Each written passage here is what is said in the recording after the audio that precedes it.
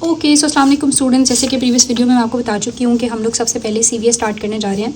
सो मैंने पहले भी आपको बताया कि सीवीएस का जो पोर्शन है वो बहुत इंपॉर्टेंट है, चाहे आप ग्रेजुएशन लेवल का कोई एग्जाम दे रहे हैं या पोस्ट ग्रेजुएशन लेवल का।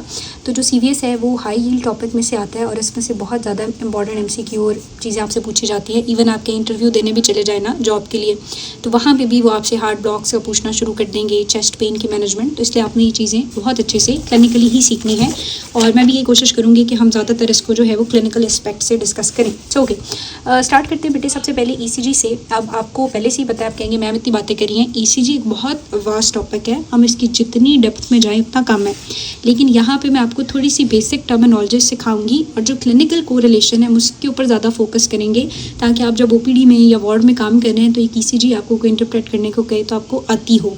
बाकी जो है वेव्स क्यों हैं, क्या है, करंट क्या है, क्या डायरेक्शन नहीं है, वो सारी बेसिक चीज़ें हैं। उसके ऊपर इंशाल्लाह आई एम ट्राइंग कि मैं एक अलग से सीरीज़ बनाऊं, सो वो आप वहाँ पे भी कवर करेंगे। सो एग्ज़ाम के पॉइंट ऑफ व्यू से इंशाल्लाह वो सारा कुछ हम यहीं कवर कर लेंगे। सो स्टार्ट करते हैं ईसीजी से। सो ईसीजी का क्या मतलब होता है बेटे? ईसीजी का एक बहुत ही आसान सा मतलब ये है, इसकी डेफिनेशन ये होती है कि आपके हार्ट की जो इलेक्ट्रिकल एक्टिविटी है जब वो ग्राफिकली रिप्रेजेंट होती है तो उसको हम ईसीजी कहते हैं। So what is ECG? Graphical representation of electrical activity of heart. ठीक है, so electrical activity of heart को जब ग्राफिकली रिप्रेजेंट किया जा रहा होता है जिस पेज के ऊपर, उसको ईसीजी कहते हैं। अब अगर आप लोगों में से किसी बच्चे को ये कन्फ्यूजन है कि हार्ट की इलेक्ट्रिकल एक्टिविटी क्या होती है, तो बहुत बेसिक बात कर लेते हैं कि आपको पता है हमारे हार्ट के अंदर हर टाइम इलेक्ट्रिकल एक्टिविटी चल रही होती है। वो इलेक्ट्रिकल एक्टिविटी स्टार्ट कहाँ से होती है? गुड, राइट एट्रिया के अंदर होता है एसए नोड। एसए नोड से इलेक्ट्रिकल इम्पल्सेस प्रोड्यूस होती हैं जो राइट एट्रिया और लेफ़्ट एट्रिया की तरफ फैलती हैं और वहाँ से होते हुए कहाँ आ जाती हैं? एवी नोड के पास आती हैं। ठीक है, एवी नोड से वो इम्पल्सेस जो हैं वो नीचे जाती हैं एक बंडल के पास जिसको सेप्टम भी कहते हैं, या फिर हम इसको क्या भी कहते हैं? बंडल ऑफ हिस भी कहते हैं। ठीक है, ये जो बंडल ऑफ हिस है यहाँ से वो इलेक्ट्रिकल इम्पल्सेस जाती हैं right and left bundle branch में, और right and left bundle branch से वो इम्पल्सेस ट्रेवल करती हैं और इंटर करती हैं परकंजे फाइबर्स को। परकंजे फाइबर से बेटे यहाँ पे हमारे पास होता है left and right ventricle. So left and right ventricle में वो एक्टिविटी जाती है और वेंट्रिकल्स को डीपोलराइज करती है और इम्पल्स डाई करती है और ये साइकिल ख़त्म हो जाता है। सो हम ये कह सकते हैं कि जो इलेक्ट्रिकल एक्टिविटी है वो एक साइकिल के ऊपर कॉम्प्रोमाइज़ हुई होती है, यानी इम्पल्सेस आती हैं इससे नोड में जनरेट होती हैं, वहाँ से एट्रिया के थ्रू होती हुई एवी नोड से बंडल ऑफ हिस से right bundle branch, left bundle branch, then Purkinje fibre, then ventricle, then impulse die करती है और एक नई इम्पल्स स्टार्ट होती है। अब ये जो इलेक्ट्रिकल एक्टिविटी हार्ट में ट्रेवल कर रही होती है, इसकी वजह से सर्टन इवेंट्स हो रहे हैं और वही इवेंट्स आपको ईसीजी के ऊपर नज़र आ रहे होते हैं। ठीक है, सो जब ये इम्पल्सेस एट्रिया में जाती हैं, एट्रियल डीपोलराइजेशन होती है। ठीक है, और यही एट्रियल डीपोलराइजेशन आपको ईसीजी पे नज़र आती है। उसके बाद बेटे जब एट्रिया डीपोलराइज करते हैं तो eight the same time impulse जो है वो यहाँ पहुँच जाती है और वेंट्रिकुलर डीपोलराइजेशन शुरू हो जाती है, इसलिए एट्रियल रीपोलराइजेशन मास्क हो जाती है। ठीक है, सो एट्रियल डीपोलराइजेशन के बाद जो ईसीजी पे चीज़ हमें नज़र आती है वो क्या नज़र आती है? वेंट्रिकुलर डीपोलराइजेशन, एंड देन फिर क्या होती है? वेंट्रिकुलर रीपोलराइजेशन, और फिर हमारे पास इम्पल्स डाई आउट करती है और साइकिल रिपीट करता है। सो अगर एक बहुत ही नॉर्मल सी ईसीजी की बात करूँ तो आपको पता है कि ईसीजी हमारे पास ऐसे ही होती है ना। So this indicates atrial depolarisation, this is ventricular depolarisation and this is ventricular repolarisation. So यहाँ पे जो हार्ट में इलेक्ट्रिकल एक्टिविटी चल रही है, यही एक्टिविटी ग्राफ में आएगी ना, तो इस ग्राफ को क्या कहेंगे? इसको ईसीजी कहेंगे। जितना सिंपल कहूँ उतना ही ये है। This is P, this is Q R S and this is T. अब इसकी बहुत क्लिनिकल डेप्थ में हम जाने वाले हैं, उससे पहले हम 2-3 बातें कर लेते हैं कि जब ईसीजी होती है किसी भी बंदे की हम करते हैं तो आपको पता है कि उसकी बॉडी के ऊपर ना इलेक्ट्रोड्स अटैच किए जाते हैं। हमें फिजियोलॉजी के अंदर ये एक्सपेरिमेंट भी कराते थे।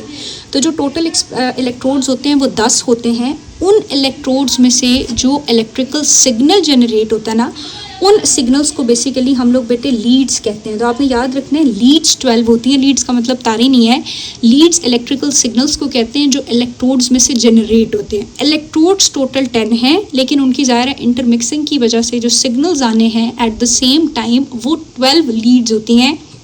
12 सिग्नल्स होते हैं ईसीजी के ऊपर, मैं अभी ईसीजी दिखाती भी हूँ। पहले हम इलेक्ट्रोड्स की पोजीशन वगैरह देख लेते हैं। सो टोटल जो है वो 10 इलेक्ट्रोड्स होते हैं। अगर मैं यहाँ पे एक बहुत ही छोटा सा बंदा हम ड्रॉ कर ले, ओके। सो आपको पता है मुझे नहीं आते थे, मेरा एक्सपेरिमेंट पे तो खैर हंसे ही थे सब, मैंने तो बहुत ही ब्लंडर मारा था। लेकिन क्या होता है कि हम लोग यहाँ पे 1 2 3 4 5 और 6 ये इस तरह से 6 इलेक्ट्रोड चेस्ट वॉल के ऊपर लगा देते हैं। क्या इसकी लोकेशन होती है, एक जो है वो हम लगाते हैं 4th इंटरकोस्टल स्पेस में राइट साइड पे, 4th intercostal space left side पे, फिर 5th इंटरकोस्टल स्पेस में, फिर 4th एंड 5th के बीच में, and then 5th intercostal space में mid clavicular line and interior axillary line straight line में, इस तरह 6 लग जाते हैं। उसके बाद 7वां इधर लगता है, 8वां इधर लगता है, 9वां यहाँ लगता है और 10वां यहाँ लगता है। यानी 6 लगाते हैं चेस्ट पे और 4 हम लगाते हैं लिम्स पे। लिम्स का आपने याद रखना है कि इसका ना कोई भी काम नहीं होता, ये वैसे ही एक्स्ट्रा लगा देते हैं। हम कहते हैं जब इन तीनों को लगा दिया तो ये बेचारा कहेगा मुझे नहीं लगाया, तो इसको वैसे लगा देते हैं, इसमें से कोई सिग्नल नहीं आ रहा होता, ठीक है। सो हमने कहा कि टोटल हमारे पास 10 इलेक्ट्रोड्स हैं, जिसमें से 6 इलेक्ट्रोड चेस्ट वॉल पे लगते हैं और 4 इलेक्ट्रोड्स हमारी लिम्स पे लगते हैं। उनमें से भी जो राइट लिम के ऊपर होता है इसका कोई काम नहीं है, ठीक है, ओके। अब इनमें से जो सिग्नल्स आने हैं ना वो 12 सिग्नल्स हैं, वो 12 लीड्स हैं। अब हमने उन सिग्नल्स को भी थोड़ा सा समझना है, फिर इंशाल्लाह हम इंपॉर्टेंट चीज़ पे मूव कर रहे हैं। V1 से लेके जो V6 तक लीड्स होती हैं ना, V1 से V6 तक लीड्स का मतलब ये है कि आपकी ECG के ऊपर ऐसे होता है कि ये V1 है, ठीक है। फिर यहाँ पे होता है दिस इज़ V2। ये जो इलेक्ट्रिकल सिग्नल्स आ रहे होते हैं इनको लीड्स कहते हैं। तो जो V1 से लेके ना, मैं भी इसे जो दिखाती हूँ, ऐसे 6 तक ना V6 तक होती हैं। तो आपने ये समझ आना है कि ये हमारे जो हैं वो हार्ट के एरियाज़ को रिप्रेजेंट कर रही हैं, क्योंकि ये चेस्ट इलेक्ट्रोड्स में से जनरेट हो रहे होते हैं, ठीक है। सो V1 से लेके V6 तक जो है वो क्या कहलाती हैं, उनको हम कहते हैं चेस्ट लीड्स, क्योंकि वो क्या रिप्रेजेंट करती हैं, हार्ट को रिप्रेजेंट करी होती हैं। मैं यहीं पे अगर आप लोगों को बता दूं बेटे, यहाँ पे गन मच जाएगा, लेकिन चलिए यहाँ बता देते हैं। जो V1 और V2 है वो राइट वेंट्रिकल की उसको डिनोट कर रहा होता है एक्टिविटी को, जो V3 और V4 है वो इंटर वेंट्रिकुलर सेप्टम को, और जो V5 और V6 होता है वो लेफ्ट वेंट्रिकल को, ठीक है। सो ये आपने जो है वो देख लेना है, बल्कि हम ECG पे भी देखेंगे भी, ओके। उसके बाद फिर हमने कहा कि ये तो जो 6 हैं वो क्या होती हैं, चेस्ट लीड्स होती हैं V1 से लेके V6 तक, टोटल 12 है ना। 3 फिर हमारे पास होती हैं लिम लीड्स। 3 क्या होती हैं, लिम लीड्स होती हैं। यहाँ गन मच चुका है, यहाँ भी समझाती हूँ, आगे रिवाइज भी करा देती हूँ। लिम लीड्स में से आपने याद रखना है कि जो इस इलेक्ट्रोड से इस तक सिग्नल जाता है ना, this is known as lead 1। इसको हम क्या कहते हैं, लीड 1। राइट आर्म से लेफ्ट आर्म की तरफ this electrical signal is known as lead 1। फिर आपने याद रखना है राइट आर्म से जो लेफ्ट लोअर लेग की तरफ आनी है electrical activity, this is lead 2।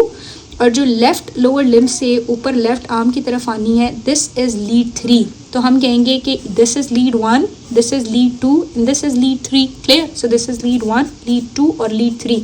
और इसके ऊपर एक को पता नहीं थोवियन ट्राइंगल के वो भी एक होता था ना, उसके भी एक लॉ होता था कि दोनों लीड्स का पता नहीं हम मिलाएंगे तो तीसरी के बराबर हो जाएगा। खैर वो फिजियोलॉजी की डोमेन है, उसका यहाँ कोई ताल्लुक नहीं है। तो हमने कहा कि 3 हमारे पास क्या है, लिम लीड्स हैं। अगेन बेटे ECG के ऊपर बनी होती हैं लीड 1, लीड 2 एंड लीड 3। सो आपको पता होना चाहिए। मोस्टली जो हम हार्ट रेट ले रहे होते हैं ना वो लीड 2 में से ले रहे होते हैं, ठीक है, ओके। सो हमने कहा कि हमारे पास लीड 1 है, लीड 2 है और क्या है, लीड 3 है। लीड 1 के जो सिग्नल्स हैं वो होते हैं राइट आर्म से लेके लेफ्ट आर्म तक, फिर राइट आर्म से लेफ्ट लोअर लेग तक लीड 2 है, एंड लेफ्ट लोअर लेग से ऊपर लेफ्ट आर्म तक लीड 3 है। क्लियर। और 3 हमारे पास ना ऑग्यूमेंटेड लीड्स होती हैं। अब ऑग्यूमेंटेड लीड्स कुछ लोगों को इतनी कंफ्यूजिंग लगती हैं, कुछ भी हमने इनमें से नहीं समझना। ऑग्यूमेंटेड लीड्स का क्या मतलब होता है कि इनके अंदर ना सेंट्रल टर्मिनल से सिग्नल्स आ रहे होते हैं। For example central terminal and left arm, central terminal and right arm, central terminal and your left lower limb, ठीक है। सो इस ऑग्यूमेंटेड लीड को कहते हैं AVR, इसको बेटे कहते हैं AVF, और इसको हम कहते हैं इसको हम कहते हैं AVL और इसको हम कहते हैं AVF। ये बताता है कि central terminal and right arm का signal, central terminal and left arm का signal, central terminal and left foot या लोअर फुट का सिग्नल, ठीक है। सो हमने कहना है कि हमारे पास क्या होता है, AVR होता है, AVF होता है और L होता है, ठीक है।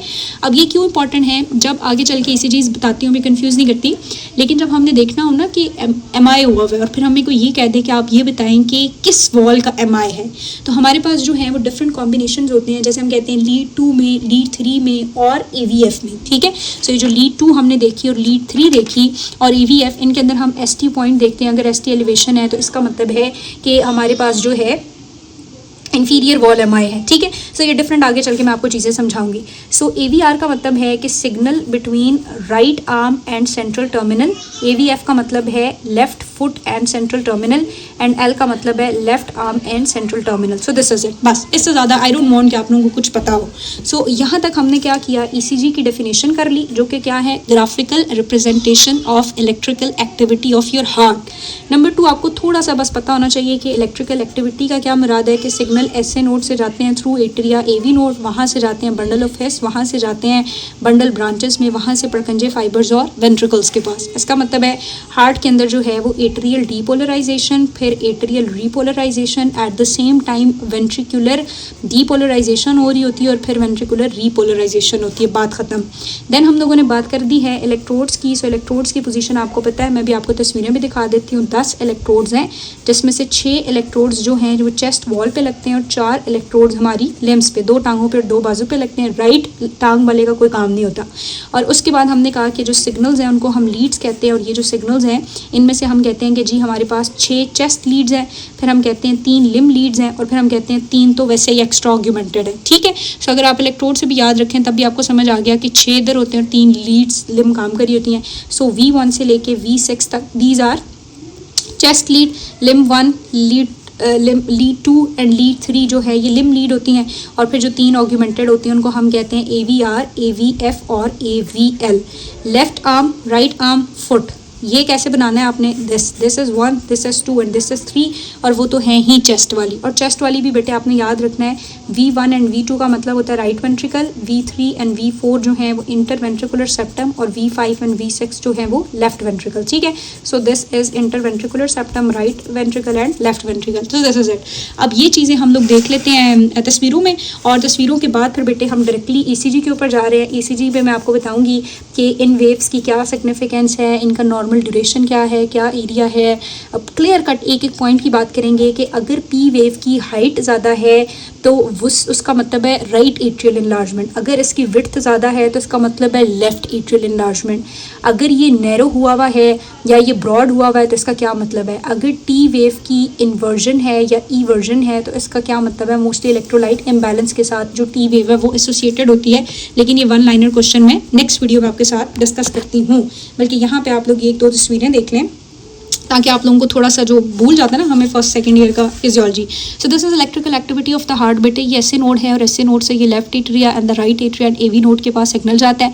AV नोड से बंडल ऑफ हिस में जाता है, बंडल ऑफ हिस से right bundle branch and left bundle branch, and वहाँ से सिग्नल्स जाते हैं पड़कंजे को और पड़कंजे से वेंट्रिकल को। So this is electrical activity of your heart. ये बात हुई हुई इलेक्ट्रोड्स की जो मैं आपको बता रही थी। दिस इज 1 2 3 4 5 एंड 6, ये जो चेस्ट पे इलेक्ट्रोड्स लगते हैं और बाकी इलेक्ट्रोड्स। अच्छा यहाँ पे अगर आप लोग देखें ना ये सीरीज में आपको सारी इंशाल्लाह आप लोग खुद ही इंटरप्रेट करेंगे एंड पे कि मैम इसमें ये चीज़ें हैं, लेकिन ये अगर आप लोग देखेंगे तो this is lead 1, lead 2, lead 3, AVR, AVL, AVF, ठीक है। और ये अगर आप लोग देखेंगे तो this is V1, V2, V3, V4, V5, V6। अब ये मुझे बता रही है चेस्ट के बारे में, ठीक है, और ये मुझे बता रही हैं कि जी लिम्स का तीनों का क्या है, देन राइट आर्म और central terminal, then left arm and central terminal, and left foot and the central terminal. Clear. So इस तरह से ECG एक पूरी आती है, उसको कैसे इंटरप्रेट करना है ये अभी आगे चल के डिस्कस करते हैं। सो ये डिफरेंट ECG जो मैंने आपको दिखानी है, ये इलेक्ट्रोड्स की पोजीशंस है ना, यानी 6 ये लग गए, 7, 8, 9 और 10, और इसको हम ब्लैक इसलिए करते हैं क्योंकि इसका कोई ताल्लुक नहीं होता है, ठीक है। So again this is V1, V2, V4 लगता है इसके बीच में, V3 एंड ये पीछे लग जाते हैं। सो ये बस डिफरेंट इलेक्ट्रोड्स हैं। यहाँ पे भी अगर आप देखेंगे तो ये डिफरेंट इलेक्ट्रोड्स हैं। ये उसने बताया हुआ है लीड 1 है, लीड 2 है, लीड 3, एक जो ट्राइंगल सा बनता है। This is AVR, AVL and AVF। So again this is lead 1, lead 2 and ऊपर की तरफ लीड 3, ठीक है। सो AVR, AVL एंड AVF। सो ये मैं इसलिए दिखाती हूँ ताकि जो हमारी सम टाइम विजुअल मेमोरी होती है वो ज़रा ज़्यादा स्ट्रॉन्ग होती है ना, this is a normal ECG wave. अब इस चीज़ को आगे चल के बहुत अच्छा पढ़ने वाले हैं हम कि what you mean by P wave, Q और S and T wave and in boxes का क्या ताल्लुक है, ठीक है। और फिर हम बहुत सारी चीज़ें सीखेंगे, लेकिन वो इंशाल्लाह नेक्स्ट वीडियो में सीखेंगे। यहाँ तक कोई कंसर्न, कोई कन्फ्यूजन, कोई सजेशन हो तो आप लोग मुझे बता सकते हैं।